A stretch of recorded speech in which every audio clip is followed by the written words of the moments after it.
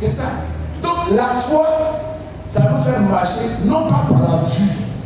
C'est-à-dire on ne marche pas par nos sens. C'est vrai que nos sens sont importants, mais ça ne doit pas nous déterminer. Quand nous sommes dans le domaine de la foi, ce que tu vois, ce que tu entends, tu vas entendre beaucoup de choses qui sont contraires à ce que tu attends. Tu vas entendre des choses qui vont briser ta foi, qui vont te fragiliser. Parce que la foi vient de ce qu'on entend. Le découragement aussi vient de ce qu'on entend. Alléluia. Alléluia. Donc, il faut que cette année-là, toi-même, même si les gens disent, toi tu dois contredire. Toi tu dois dire des choses sur ta vie.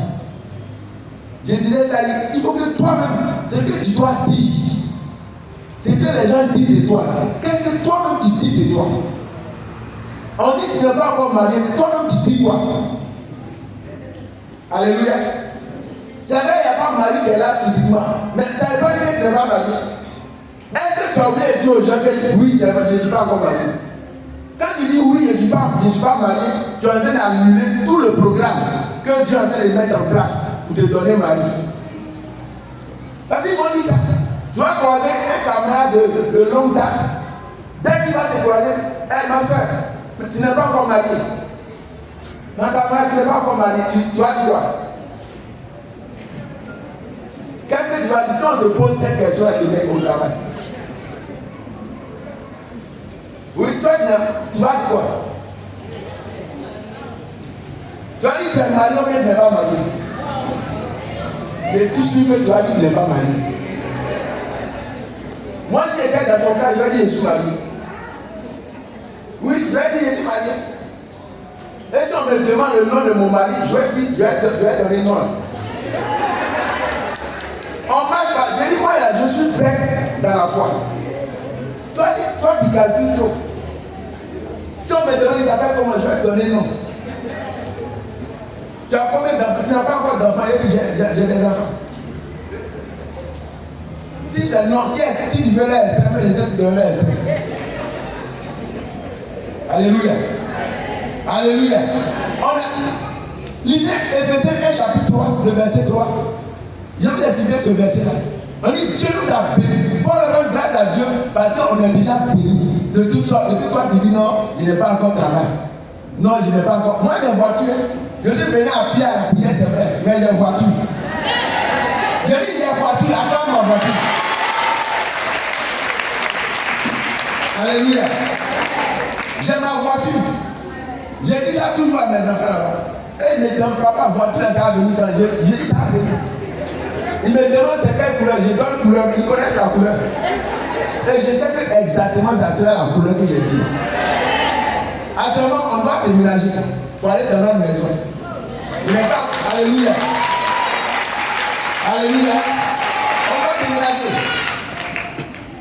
Et ils savent ça. Alléluia. Alléluia. Il faut marcher par la foi. Il faut marcher par la foi. On dit, Hébreux 11, à partir du verset 1, comment l'auteur définit la foi? Quelqu'un va lire. Comment il a défini la foi? Hébreux 11, verset 1. Or, la foi est une ferme assurance. La foi est une ferme assurance. Des choses qu'on espère. On t'arrête là. Des choses qu'on espère. Une ferme assurance. C'est-à-dire, je suis sûr. Et je reste ferme là-dessus. Des choses que j'espère. J'espère le travail. Je crois à ça. Et je reste ferme. Peu importe la bouche des gens. Peu importe les circonstances, je suis ferme que j'ai ça. C'est une ferme assurance. Et puis quoi encore? Une démonstration. Une démonstration de celles qu'on ne voit pas. Des choses qu'on ne voit pas. Donc la foi, c'est une démonstration. La foi se démontre. C'est une démonstration. Il ne suffit pas de dire dans ton cœur là-bas de la foi. La foi se démontre. Ça se démontre, la foi. Alléluia. Ça se démontre. La foi se démontre. On vit dans la foi. C'est ça la démonstration. Et tu vis déjà ce que tu espères. Tu vis ça. vis ce que tu espères. Même si physiquement ce n'est pas là, mais toi tu vis ça. Donc ça détermine tes attitudes. Tu te comportes en fonction de ce que tu attends. Alléluia. Alléluia. Tu n'as pas de mari, mais tu as déjà un mari. Physiquement il n'est pas là. Mais comporte-toi comme tu es marié. Mais tu te comportes comme un célibataire. C'est quoi ça tue là? Tu te comportes comme un célibataire. Alléluia. Alléluia. Il y a une soeur, on doit faire son mariage en février. C'est quelle date? 22. Le 22 février. La soeur, un jeune marié à Belgique, personne ne me dit bonjour. On ne me dit même pas si. Elle dit, ah bon? Elle dit oui. Elle dit, personne ne me dit bonjour. Si on ne te dit pas, toi-même tu ne te dis pas bonjour, tu n'as pas bouche. Alléluia. Elle dit, on n'invite pas, personne ne l'invite un jour. Et si on ne t'invite pas, toi-même invite-toi. Ah, il est là.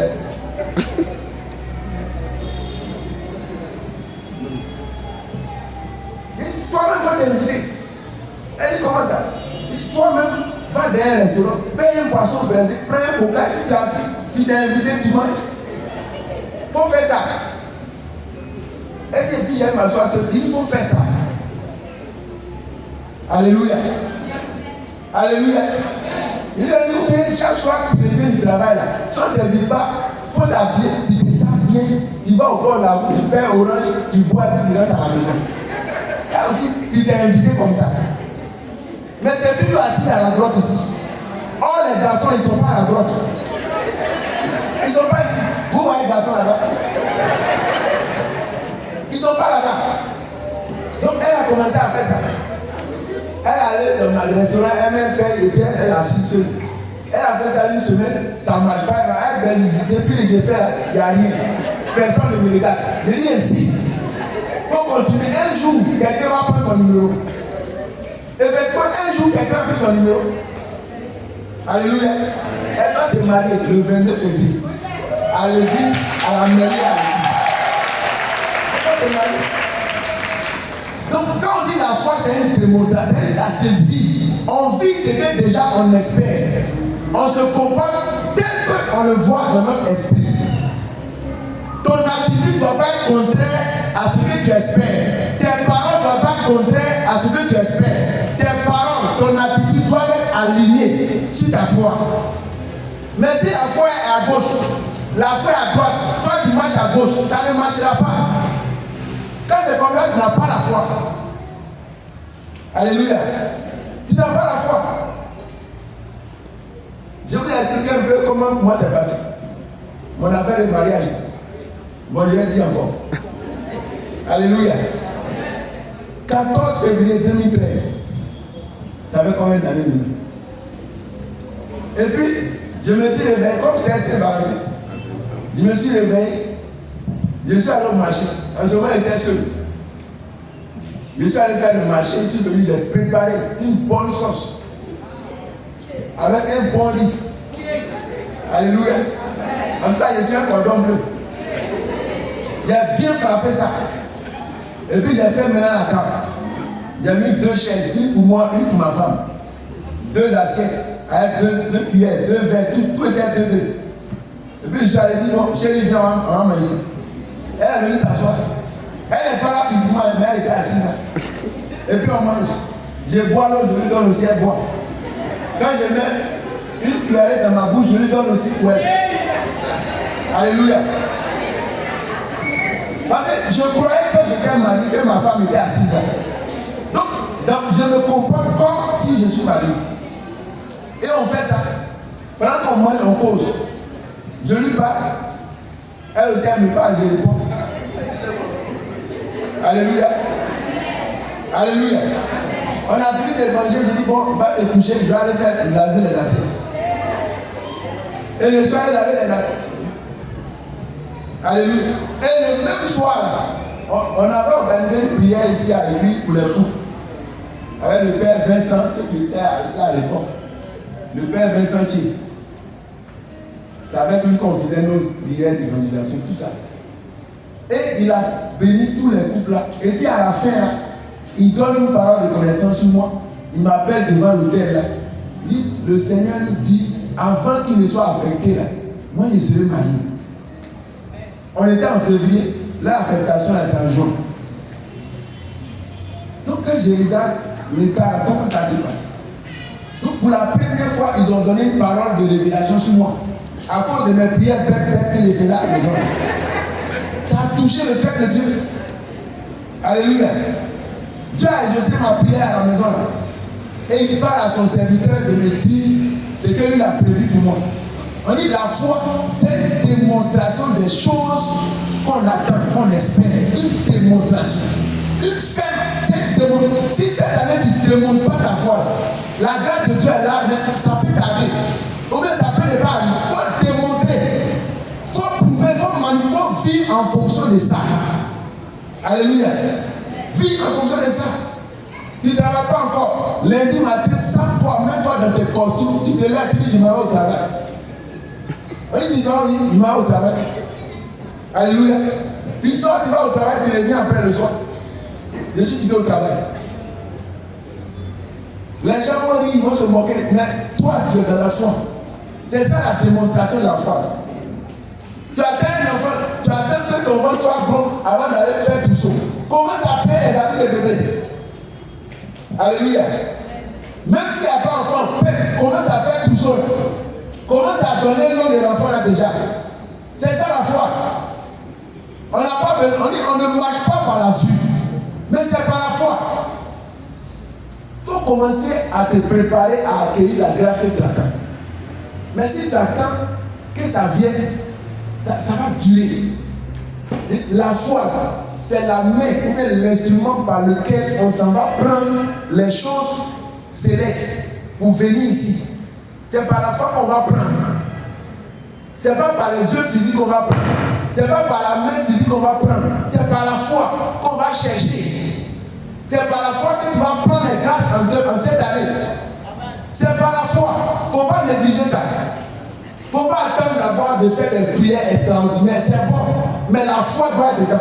Parce que sinon tu ne sais pas, Dieu n'exauce pas nos prières. Mais Dieu exauce notre foi dans la prière que lui il entend. Est-ce que tu as compris ça? Dieu exauce ta foi dans la prière que tu fais. Et puis Dieu entend. Quand Dieu entend ta prière, s'il voit la foi dedans, il exauce cette prière. Alléluia. Donc tu peux parler pour. Et puis dedans c'est vide. Quand la prière est vide, c'est pas une prière. Il faut que cette année, le ciel puisse mettre un zoom sur toi. Il faut que les caméras de Dieu, des anges, se braquent sur toi. Quand tu pries là, il faut qu'un ange, Papa Dieu, il y a une soeur qui prie là, assise au buffet là-bas là. De toute façon, elle se comporte là. Il faut qu'on envoie Gaspard. Alléluia. Alléluia. Il faut qu'on envoie, parce que ta foi doit toucher le cœur de Dieu. Jésus passe, Marc chapitre 5. Jésus passe, il s'en va guérir la fille de Jaïrus. Et une dame, on dit, depuis 12 ans, elle était malade, elle saignait. Elle a fait toutes sortes de soins, toutes sortes de médecins. Et on dit, non seulement elle n'est pas guérie, mais la maladie devenait pire. Et puis elle était appauvrie et amaigrie. Donc finalement, elle s'est résignée. Elle était assise à la maison. Et un jour, elle a entendu que Jésus est en train de passer. Elle dit, aujourd'hui, là, c'est aujourd'hui. Soit je meurs, ou bien je suis guéri. Parce que si elle sort, elle est impure, on va la lapider. Si elle reste là-bas aussi, la maladie va la tuer. Donc je préfère sortir. Si on me lapide, je meurs, c'est même mort que je meurs là-bas. Si on ne va pas lapider, que je le touche, je suis guéri. Elle a préféré sortir. Et la Bible dit, elle s'est dit en elle-même, elle dit, si j'arrive à toucher son vêtement, je sais que je serai guéri. C'est ce qu'elle s'est dit. Alléluia. Elle dit, si elle n'a pas dit s'il m'impose les mains, elle n'a pas dit si nos deux yeux se croisent. Elle dit, moi là, si j'arrive à toucher son habit, je sais qu'aujourd'hui, je serai guéri. Effectivement, elle sort, elle se bat, elle se débat, elle tend la main, elle touche l'habit de Jésus là. Dès qu'elle a touché touché la vie de Jésus. Jésus dit, quelqu'un m'a touché. Les pierres avaient parlé, dit, je vous dis, quelqu'un m'a touché. On dit, on est beaucoup, quelqu'un m'a touché. Alléluia. Vous pensez que quand Jésus dit, quelqu'un m'a touché là, c'était touché physique. Parce qu'il y avait au moins 1000 mains là. C'était pas physique. Mais comment Jésus a senti? Parmi toutes ces mains là, il y a une main particulière qui l'a touché. C'est la main de la foi. Je vous ai dit, la foi, c'est la main par laquelle on prend les choses. Donc la dame, elle a tenu la main de sa foi, elle a touché Jésus, elle a pris la guérison. Pourquoi Jésus a pris la guérison? Parce que Jésus, il avait l'onction de guérison, il était sur lui pour aller guérir la petite fille qui avait 12 ans. Alléluia. Et la fille, la dame qui saignait depuis 12 ans, elle a tapé la guérison de la petite fille. Elle a crucifié ça. Dès qu'elle a pris cette guérison, elle a été guérie. Automatiquement, la petite fille est morte. La petite fille est morte parce qu'on avait pris la guérison qui devait la guérir. Alléluia. Alléluia. La dame a pris la bénédiction de la petite fille. Donc, elle est morte. Parce qu'il n'y avait plus d'onction de guérison pour aller la guérir.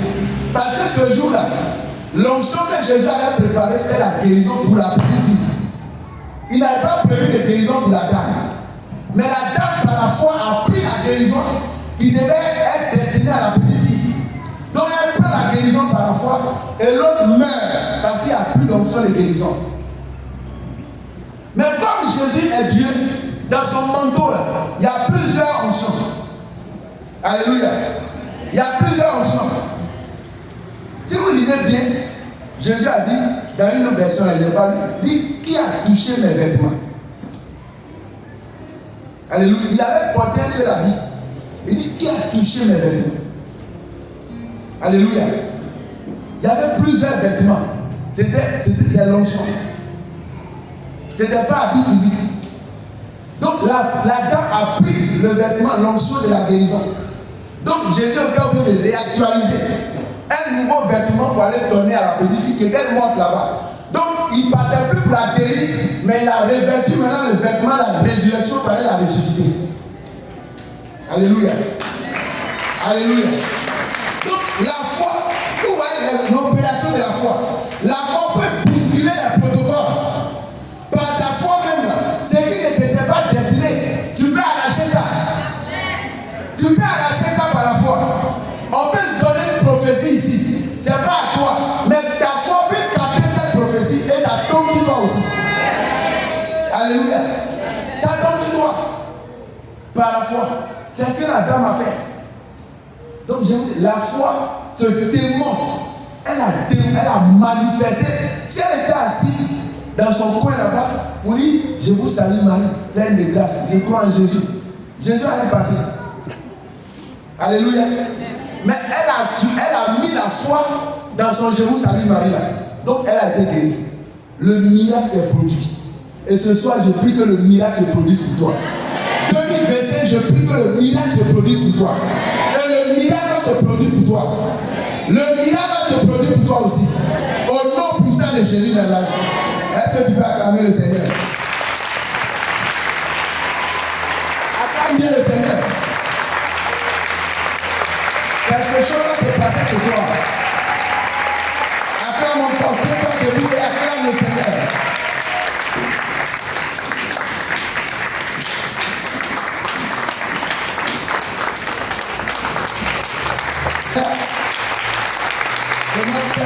Elle va nous introduire dans un temps prophétique. Alléluia. Continue d'acclamer Dieu.